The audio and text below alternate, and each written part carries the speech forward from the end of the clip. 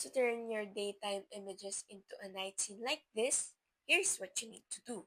Inside ChatGPT, select and upload your daytime image that you want to turn into a night scene. Next, for the prompt, you can see what I'm typing is very simple and very short because I want to show you how a simple prompt can create a great quality image. Just be precise and specific so that ChatGPT could generate your image exactly as you envisioned it to. Now, look at our prompt. I'm asking ChatGPT to make sure that all the elements and details are exactly the same as the initial reference. Now I'm gonna send it and let's see the results. Guys, look! It looks so real, right? You could see the details of the night. Now let's see our reference image for, comparison.